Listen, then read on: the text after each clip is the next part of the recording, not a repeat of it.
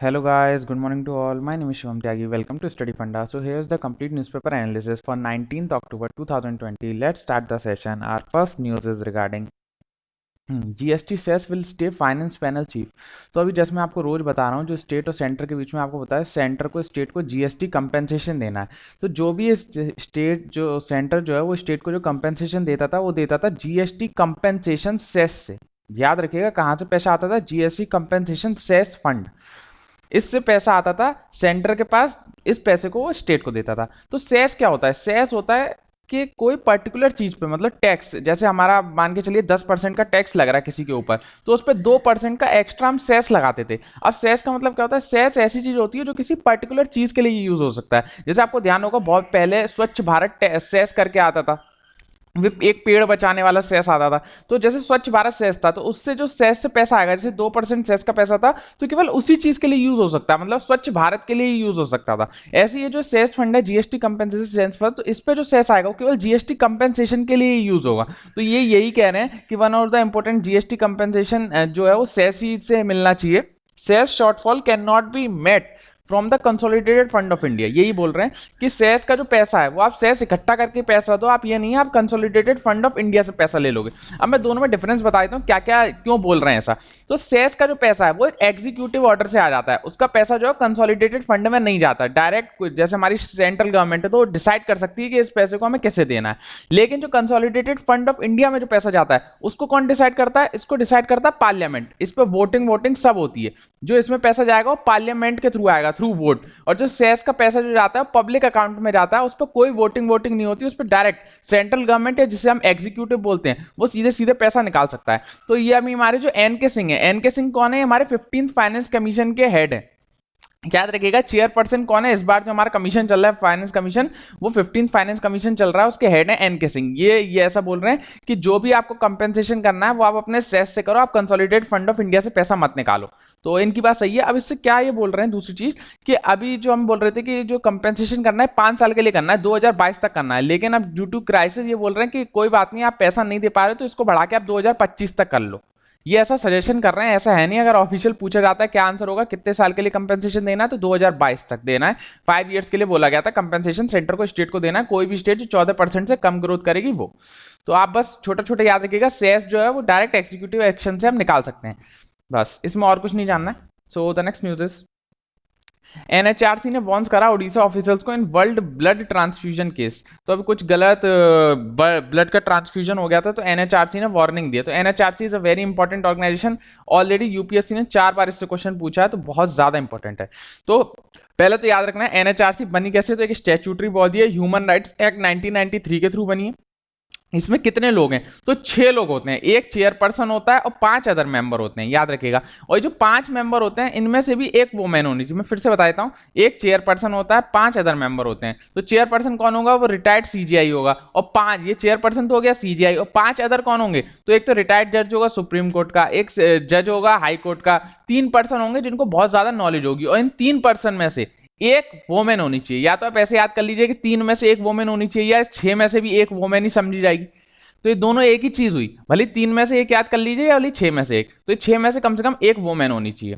फिर ये 6 लोग तो होते ही होते हैं। ऑलरेडी इसमें 7 एक्स ऑफिसर मेंबर होते हैं। एक्स ऑफिसर मेंबर मतलब जो भी उस पद पे होगा वो अपने आप इसका मेंबर बन जाएगा। कौन कौन? एक तो जो चेयरपर्सन होगा माइनॉरिटीज का, चेयरपर्सन होगा एससी का, एसटी का, वोमेन का, बैकवर्ड क्लास का, और प्रोटेक्शन ऑफ चाइल्ड राइट का एक्ट का, और एक है पर्सन विद डिसेबिलिटी, इसके जो चेयरपर्सन होंगे। तो ये 7 लोग, 7 एक्स ऑफिसर मेंबर होते हैं, मतलब जो भी इन पद पे होगा वो अपने आप इसका मेंबर बन जाएगा। फिर इसको अपॉइंट कौन करता है? इसके चेयरपर्सन को, एनएचआरसी को, तो अपॉइंट करता है प्रेसिडेंट। किसकी रिकमेंडेशन लगती है? 6 लोगों की रिकमेंडेशन लगती है। प्रेसिडेंट अपॉइंट करेगा। कितने लोगों की रिकमेंडेशन? 6 ही मेंबर होते हैं और 6 लोगों की रिकमेंडेशन लगती है। तो रिकमेंडेशन में हेड कौन होता है? एक तो प्राइम मिनिस्टर होते हैं, स्पीकर होते हैं लोकसभा के, डेप्यूटी चेयरमैन होते हैं राज्यसभा के, लीडर ऑफ अपोजिशन होते हैं दोनों हाउसेस के, भले लोकसभा के हों भले राज्यसभा के हों, फिर होम मिनिस्टर होते हैं हमारे। तो ये 6 लोग डिसाइड करते हैं 6 लोग चेयरपर्सन कौन होगा। ये 6 लोग डिसाइड करके प्रेसिडेंट ऑफ इंडिया को बताते हैं, और प्रेसिडेंट ऑफ इंडिया जो है वो अपॉइंट कर देते हैं चेयरपर्सन को। तो ऐसे होता है टोटल। फिर आगे एक और चीज पढ़ लेते हैं। फिर इनका टर्म कितना होता है? या तो 3 साल का हो सकता है, 70 साल का। पहले 5 साल होता था, लेकिन इसमें अमेंडमेंट हो गया जिसके हटा के इसको 3 साल का अलग कर दिया गया, लेकिन 70 साल तक ये हो सकते हैं। फिर ये री एम्प्लॉयमेंट इनका इसमें लिखा है री एम्प्लॉयमेंट, मतलब ये री एम्प्लॉय हो सकते हैं लेकिन री अपॉइंट नहीं हो सकते, मतलब इस पद के लिए दोबारा नो री अपॉइंटमेंट। नो रीअपॉइंटमेंट आप याद रखिएगा। फिर और इसमें जो याद करने वाली है, ये तो इंपॉर्टेंट नहीं है इतना, कैसे कैसे इनको रिमूव किया जाता है, हेडक्वार्टर भी इतना इंपॉर्टेंट नहीं है। इसके पास पावर होती है सिविल कोर्ट की, सिविल कोर्ट की पावर होती है, और इसको 1 साल के अंदर कोई भी केस खत्म करना होता है। शुड मतलब 1 साल के अंदर जो भी केस हुआ है बस उसी को ले सकती है, खत्म कर सकती है। 1 साल से ज्यादा का इसमें टाइम पीरियड नहीं है, तो एक इसका डिसएडवांटेज भी है। फिर इसके पास पावर होती है ऐसी, सिविल कोर्ट की पावर होती है वो, बस इसमें और कुछ नहीं जानना है। जो मैंने इतना इतना बताया बस उतना ही जानना है, ये तो बहुत डिटेल में लिख रहा है। ये अगेन हमारे नोट्स का पार्ट है, स्टडी फंडा पे अवेलेबल है ऐप पे, जिसको चाहिए ऐसे हमारे पॉलिटी के नोट्स हैं ये वाले, ये स्टडी फंडा पे आपको मिल जाएंगे। ऐप पे जाइए तो ऐसे ही पूरे पॉलिटी में मिल जाएंगे आपको। So the next news is the hue in the green tribunal resident journey. अब मैंने क्यों एडिटोरियल इंक्लूड करा है, लिख तो इसे जयराम रमेश रहे हैं, तो ये तो पार्लियामेंट के मेंबर हैं, सिटिंग मेंबर हैं, तो इन्होंने थोड़ा पॉलिटिकल मोटिवेटेड आर्टिकल बोल सकते हैं, क्योंकि इसमें केवल इन्होंने केवल अच्छी अच्छी बातें लिख दी हैं सारी। क्यों ये आया आर्टिकल, क्योंकि अभी एनजीटी को 10 साल पूरे हो गए। एनजीटी को 10 साल पूरे हो गए, कैसे हो गए आपको पता होगा एनजीटी बनी किससे, तो एनजीटी एक्ट 2010 से बनी है, तो अभी 20 चल रहा है, तो अब 10 साल पूरे हो गए, तो बस उसकी तारीफ है कि पुल बांध दिए इन्होंने, कि इन्होंने इतना अच्छा काम करा, इतना अच्छा काम करा।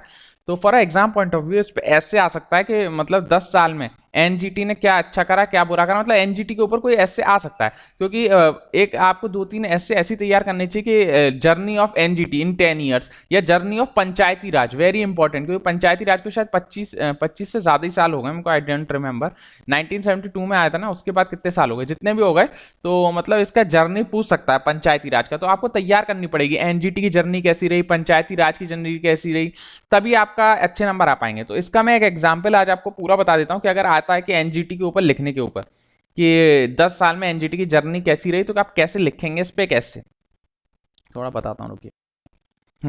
तो सबसे पहले अगर कोई भी ऐसे लिखना, मैं आज आपको ऐसे समझा दे रहा हूँ, सब बच्चे ध्यान खोल के सुन लीजिएगा, मेरे पास बहुत सारे ऐसे आते हैं और उनको लिखने का पता ही नहीं है कैसे कैसे लिखना है। सबसे पहले आपके में ऐसे में एक अच्छा इंट्रोडक्शन होना चाहिए। तो एनजीटी का हमें ऐसे लिखना है, तो हम कैसे शुरू कर सकते हैं, सबको पता है NGT form by NGT act 2010, तो सबसे पहले शुरू इससे करिए कि एनजीटी एक्ट 2010 से शुरू हुई है। इसका काम क्या है, एम क्या है, तो एनवायरमेंटल से रिलेटेड केस देखती है, या कंजर्वेशन होता है जो फॉरेस्ट का, उससे केस रिलेटेड देखती है, तो इसके 2 काम हो गए, ये इसका एम है। फिर इसका जो मतलब कैसे मैटर देखती है, सिविल देखती है, क्रिमिनल देखती है, तो सिविल के मैटर देखती है किससे रिलेटेड, तो एनवायरमेंट से रिलेटेड, तो सिविल एनवायरमेंट के मैटर देखती है। फिर इसमें कौन सा जो क्या कहते हैं प्रिंसिपल काम करता है, तो प्रिंसिपल ऑफ नेचुरल जस्टिस पे एक काम करती है, आपको ये पता है कि सीपीसी पे आईपीसी पे काम नहीं करती, प्रिंसिपल ऑफ नेचुरल जस्टिस पे काम करती है। तो ये बस इतना सा इसका इंट्रोडक्शन हो गया 4 लाइन में, 4 लाइन से ज्यादा इंट्रोडक्शन नहीं होना चाहिए। फिर इसका इंपॉर्टेंस क्या है, अच्छी बातें लिखिए थोड़ा सा। अच्छी बातें क्या है कि एक स्पेशल स्पेशल कोर्ट है, स्पेशल या ट्रिब्यूनल बोल सकते हैं, जो एनजीटी से केस देखती है। फिर इसमें क्या होता है, डायरेक्ट एक्सेस मिलता है, डायरेक्ट एक्सेस मिल जाता है, क्योंकि आप कोर्ट के थ्रू जाएंगे तो आपको अलग अलग जगह जाना पड़ेगा, एनवायरमेंट से रिलेटेड केस है तो उससे मिलो इससे मिलो, इसमें क्या direct access for environment case लिख सकते हैं। फिर इंपॉर्टेंट क्या, थर्ड कंट्री है इंडिया जिसमें ये एनजीटी चल रही है। फिर इसमें क्या एक्सपर्टाइज होता है, क्योंकि ये लोग एक्सपर्टीज होते हैं, तो एक्सपर्टाइज मेंबर्स होते हैं। इसमें एडीआर होता है, एडीआर क्या होता है, ऑल्टरनेटिव डिस्प्यूट रिड्रेसल, मतलब अगर आपको जो इन्होंने बोला है कि ये फैसला होना चाहिए, आपको पसंद नहीं आ रहा, तो आप उसमें दोबारा जा सकते हैं बड़े कोर्ट में। फिर इसमें स्पीडी डिस्पोजल हो जाते हैं। अब एनवायरमेंट से रिलेटेड केस देखेंगे तो स्पीडी में सारे काम कर देंगे, सारे केस जो है स्पीडी डिस्पोजल कर देंगे। फिर और इसमें क्या हो सकता है, फिर इसने आर्टिकल्स के बारे में लिखिए थोड़ा, आर्टिकल कौन कौन से इससे अचीव हो गए हैं। तो आर्टिकल एक होता है हमारा आर्टिकल 21 इससे अचीव हो रहा है। फिर एक हमारा फंडामेंटल राइट 47 है आई थिंक एनवायरमेंट से रिलेटेड, वो इससे अचीव हो रहा है। और फंडामेंटल ड्यूटी में कौन सा होगा, हाँ एक एनवायरमेंट से रिलेटेड है, 51A में कौन सा है, हाँ जी वाला है 51AG। तो ये हमारा फंडामेंटल राइट है, ये हमारा डीपीएसपी और ये हमारा फंडामेंटल ड्यूटीज है, ये तीनों इससे अचीव हो रहे हैं क्या कहते हैं एनजीटी से। तो देखिए हम मैंने इसमें थोड़ा आर्टिकल भी लिख दिया। और क्या हो सकता है, ये एक्सपेंसिव कम होता है, इसमें जितनी कोर्ट की फीस होती है उससे भी सस्ते होते हैं, लेस एक्सपेंसिव होता है। और इससे क्या होगा, बर्डन कम हो जाएगा, जो बर्डन होता है सुप्रीम कोर्ट पे हाई कोर्ट पे, वो बर्डन कम हो जाएगा, क्योंकि अब सुप्रीम कोर्ट हाई कोर्ट में फिर एनवायरमेंट के केस जाएंगे नहीं, सीधे एनजीटी के पास जाएंगे, तो बर्डन कम हो जाएगा। अब इतने इंपॉर्टेंट पॉइंट मैंने आपको बता दिए, इसमें जो आपको अच्छे लगे 3-4 आप वहां लिख लीजिए।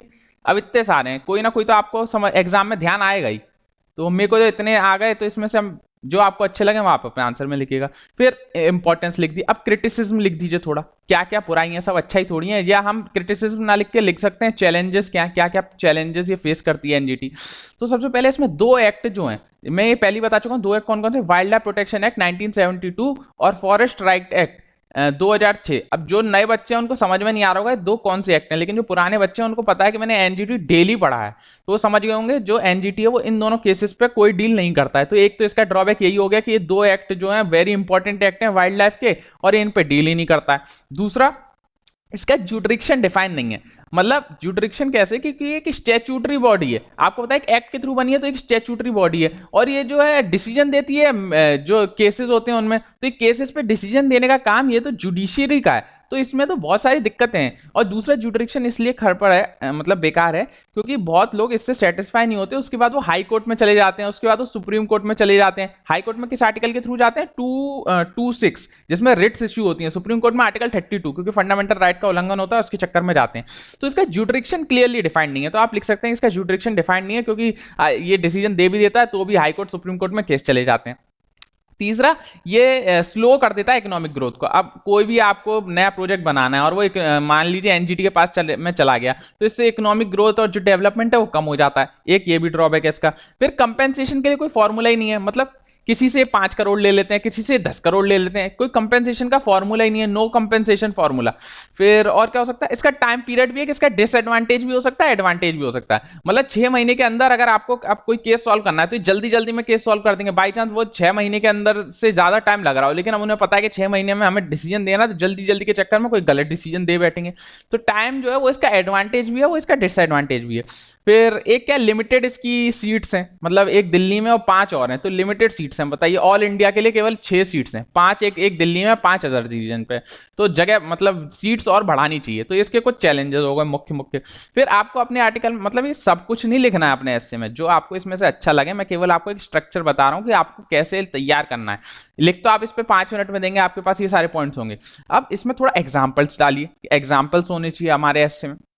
तो एग्जाम्पल एनजीटी के अभी क्या हुआ है कि एनजीटी ने ही बैन करा था, कि बैन करा था 10 साल के लिए जो व्हीकल्स चल रहे थे दिल्ली में, 10 साल के लिए जो व्हीकल चल रहे थे कि 10 साल से पुराने व्हीकल नहीं चलेंगे इन दिल्ली और एनसीआर रीजन। ये एनजीटी का फैसला था। फिर एनजीटी ने शायद 2017-18 में यमुना में जो श्री श्री रविशंकर ने एक सभा करी थी, तो उस पर फाइन लगा दिया था। तो एनजीटी ने यमुना फ्लड प्लेन में जब श्री श्री रविशंकर को सभा ववा कर रहे थे, तो उन्होंने कुछ वायलेशन करा था, उसमें 5 करोड़ का फाइन लगाया था, एनजीटी नहीं लगाया था। फिर एक और, हाँ, एनजीटी ने प्लास्टिक को बैन करा, एनजीटी प्लास्टिक बैन करा दिल्ली रीजन में, इन दिल्ली में। तो ये 3-4 एग्जाम्पल आपको यार, अगर रेगुलर न्यूज़पेपर फॉलो कर रहे हैं, एनजीटी का रोज कुछ ना कुछ आता है एग्जाम्पल, जो भी आपको उस समय दिमाग में है आप लिख दीजिए। ये 3 मुख्य एग्जाम्पल हो गए।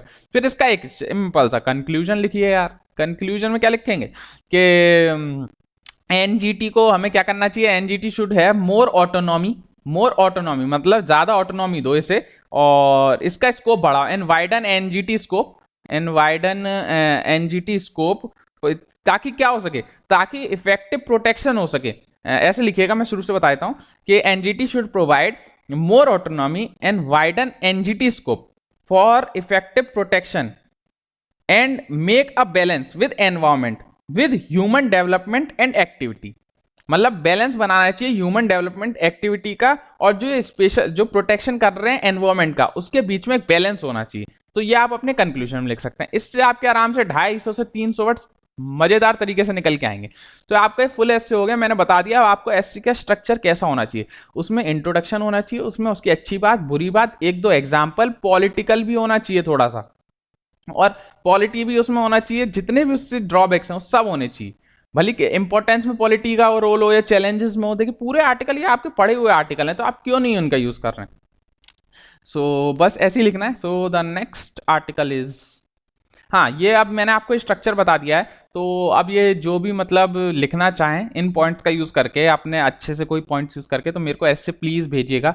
तो भेजने का है, इधर भेजने ऑन शिवम_त्यागी_ST पे मेरे को भेजना है। ये इंस्टाग्राम की आईडी है। प्लीज़ फॉलो स्टडी फंडा को फॉलो करिए। अब हम डेली उस पर नई नई न्यूज़ेस डाल रहे हैं, नई नई इन्फोग्राफी डाल रहे हैं, ताकि आपका फ़ायदा हो सके। 1 लाइनर कल भी हमने एक डाला था, बहुत इंपॉर्टेंट। इब्न बतूता कहाँ से आए थे, या फ्रांसिसो बर्नियर कहाँ से आए थे, या मनुसी कहाँ से आए थे, बहुत फेमस सवाल है। अब कहाँ से आए ये लोग, तो इसके लिए पूरा एक इन्फोग्राफी हमने इस पर इंस्टाग्राम पे डाल दिया। अब इससे डायरेक्ट सवाल होते हैं, किस सेंचुरी में आए थे। अभी जो CISF LDC का पेपर हुआ था, उसमें यही पूछा था कि कोई ट्रेवलर थे इटली के, मेरे को नाम नहीं ध्यान आ रहा है, ये पूछा था किस सेंचुरी में आए थे वो।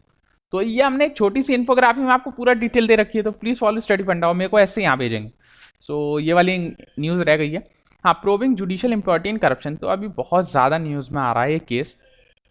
एग्जाम के अभी इंपॉर्टेंट नहीं है आपके एग्जाम पर्पसेस से, लेकिन मैं फिर भी बता देता हूँ। कोई न्यूज़पेपर पढ़ता है तो बोलता है कि सर ये क्या न्यूज़ आ रही है।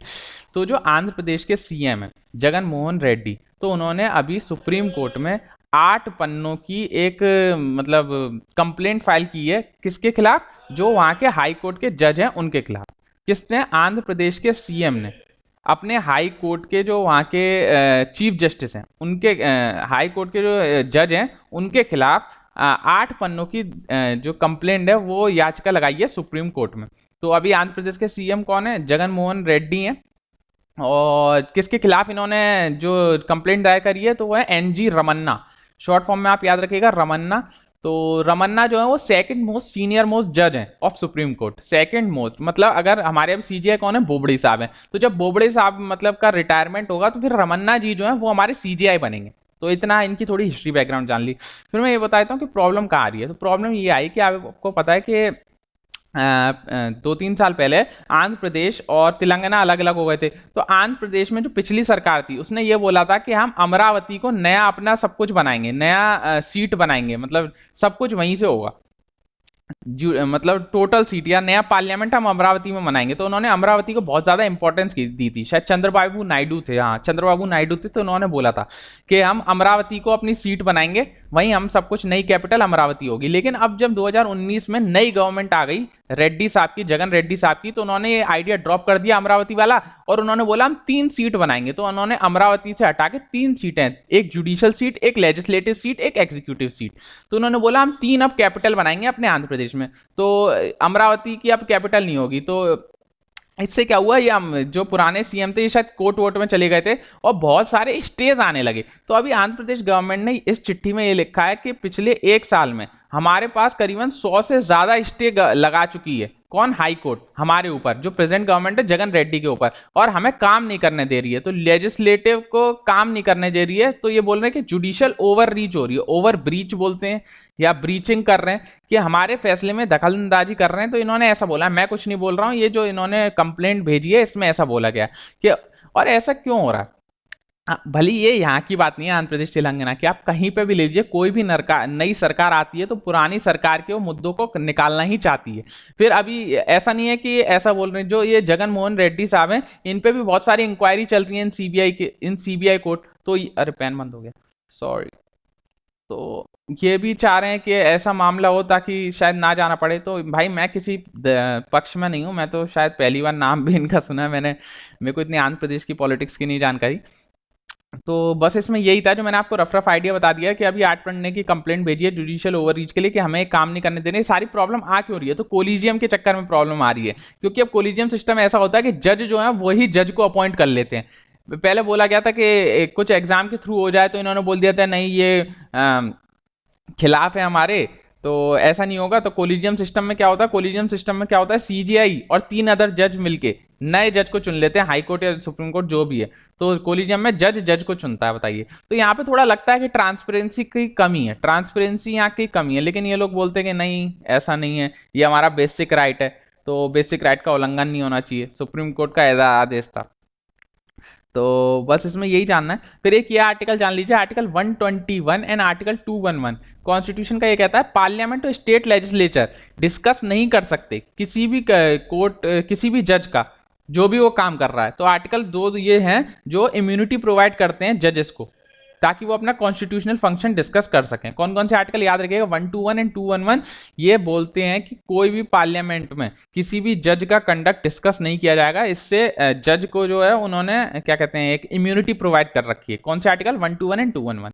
तो इन आपके एग्जाम के लिए इंपॉर्टेंट नहीं था, लेकिन न्यूज में डेली आ रहा है इसलिए मैंने बता दिया, क्योंकि हो सकता है आप कोलिजियम का डिस्कस होने लगेगा। देखिए 1-2 दिन में आप देखिएगा कोलिजियम धड़ाधड़ न्यूज़पेपर में आने लगेगा। सो इसलिए फिर आपको थोड़ी कंटिन्यूटी बनी रहे, आज मैंने थोड़ा बताया फिर कल बताएंगे, तो ऐसे आपको पता चलेगा क्या हिस्ट्री है उसकी। सो द नेक्स्ट न्यूज इज, ये फॉलो कर सकते हैं, मैंने आपको पहले ही बता दिया। यार फॉलो नहीं कर रहा है मैं, मतलब जो पुराने बच्चे हैं वही मेरे को फॉलो करते रहते हैं, नए मतलब मेरे को लग रहा है केवल 10-20 बच्चों को ही CAPF का एग्जाम देना है, जबकि देखने वाले करीबन 1000+ हैं। मतलब सब या तो हो सकता है सब चेक वेक करा रहे हैं। मैं खासकर उनको बोलूंगा जो बच्चे नहीं लिख रहे हैं, जो बच्चे सेकंड पेपर को समझ रहे हैं हम वहां जाके सब कर लेंगे, तो मैं उनके लिए बोलूंगा कि प्लीज़, भले ही मेरे को नहीं फॉलो कर रहे हैं, मेरे को आंसर आप चेक नहीं करा रहे, कोई बात नहीं, लेकिन प्लीज़ आप सॉल्व जरूर करिएगा, किसी को भी दिखाइए। बच्चे सोच रहे हैं कि सेकंड पेपर तो हो जाएगा, हम वहां जाके सब सोच लेंगे, नहीं सोच पाओगे भाई, लिखोगे नहीं तो। सो द नेक्स्ट न्यूज इज अभी याद करना है आपको प्राक्षम ब्रिज, तो बस याद होना चाहिए प्राक्षम ब्रिज कहाँ पर है, तो आंध्र प्रदेश में है प्राक्षम ब्रिज, बस इसमें और कुछ नहीं याद करना है, और सब विकास है। हाँ, ये और बताइए किस रिवर के ऊपर है, आज का क्वेश्चन है प्राक्षम रिवर, प्राक्षम बैराज किस रिवर के ऊपर है, एक ये, और भीमा, भीमा किसकी ट्रिब्यूटरी है, ये रिवर का नाम है तो किसकी ट्रिब्यूटरी है, आज ये दो क्वेश्चन है, एक तो प्राक्षम ब्रिज किस रिवर के ऊपर है और भीमा किसकी ट्रिब्यूटरी है, तो बस इसके दो क्वेश्चन है और कुछ नहीं। So the next news is women soldier check drumming, अब ये 9 लोग हैं वुमेन सोल्जर, इनको अभी ड्रग क्या कहते हैं ऊपर एलओसी पे इनको तैनात किया गया है ताकि ये चेक कर सकें जो भी स्मगलिंग का सामान आ रहा है थ्रू एलओसी, तो उसको ये रोक सकें। तो 9 लोग हैं, किसकी हैं, आसाम राइफल्स की हैं, तो आसाम राइफल पैरामिलिट्री फोर्स है आसाम राइफल, इनकी 9 वुमेन स्टाफ है, इनको डिप्लॉय किया गया है वहां पे। कहाँ डिप्लॉय किया गया, ऑन साधना पास, याद रखिएगा साधना पास कहाँ है, जम्मू एंड कश्मीर में है साधना पास, इसको पहले बोलते थे नस्चतून पास, नस्चतून, नस्ताचून, नस्ताचून, तो याद रखिएगा सदना पास है नस्चातून पास, ये दोनों एक ही पास का नाम है। ये कहां पे है, जम्मू कश्मीर में। ये क्या, ये कहां पर है, हिमालयाज में। किसको कनेक्ट करता है, Karnah tehsil of Kupwara district with rest of Indian Kashmir valley, Kupwara को कश्मीर से जोड़ता है, बस याद रखिएगा के कुपवाड़ा को कश्मीर से जोड़ने का काम करता है सदना पास, सदना, साधना नहीं है, सधना पास है, और नस्ता चून पास इसी को बोलते हैं। और इसमें कुछ नहीं जानना है, नॉट दैट इंपॉर्टेंट। ये बहुत ज्यादा एल्टीट्यूड पे, 10,000 फीट की ऑल्टीट्यूड पे यार, सैल्यूट टू दीज वुमेन्स, मतलब मैं नहीं रह सकता इतनी ऑल्टीट्यूड में, मेरे को सांस की कमी हो जाएगी, और मतलब सैल्यूट टू इंडियन आर्मी। सो आप लोग भी देखिए मेहनत करिए, आपको अगर आईटीबीपी मिलती है तो आपको भी ये सुनहरा अवसर मिलेगा, क्योंकि फिर आप हाई एल्टीट्यूड पे आपको जाने का भी मौका मिल सकता है, आप भी ऐसे देश की सेवा कर पाएंगे। दो ही शायद लोग हैं जो हाई अल्टीट्यूड पे जा सकते हैं, एक तो आईटीबीपी और मेरे को तो लगता है दूसरा बीएसएफ है, क्योंकि बीएसएफ जो वो बीएसएफ का एक्चुअली क्या है, एकदम एक्सट्रीम टू एक्सट्रीम काम करते हैं ये लोग, या तो एकदम ठंड में होंगे हाई ऑल्टीट्यूड में जम्मू एंड कश्मीर, या एकदम कच्छ गुजरात वाले रीजन में होंगे, इतनी गर्मी पड़ती है वहाँ, 50-60 डिग्री तक टेम्परेचर जाता है दिन में, तो मतलब सैल्यूट टू देम यार। और आईटीबीपी वाले तो मेरे को लगता है मेनली हाई ऑल्टीट्यूड वाले रीजन्स में रहते हैं, उनको मतलब इतना गर्मी शायद में नहीं आते हैं। तो आपकी जो भी ड्रीम जॉब है आप इस एग्जाम के थ्रू आप पा सकते हैं, तो please work hard. So the next news is I think over. So जो मैंने आज एक एस्से बोला है वो आप मेरे को भेजेंगे, एस्से किसके ऊपर बोला है, एनजीटी के ऊपर बोला है, और जो मैंने दो क्वेश्चन बोले हैं भीमा किसकी ट्रिब्यूटरी है वो आप बताएंगे, प्राक्षम ब्रिज बैराज जो है वो किस रिवर के ऊपर है वो आपको बताएंगे। तो नीचे कमेंट सेक्शन में प्लीज़ इनका आंसर दीजिए, जो भी बच्चा देख रहा है यार 1 मिनट लगेगा आपका आंसर देने में, please like share and subscribe. और मैं क्या मेहनत करूँ आप ये बताइए, अब मैं क्या करूँ अगर आप लाइक शेयर भी नहीं कर सकते तो। So please like share it guys, thank you guys, take care all, bye bye.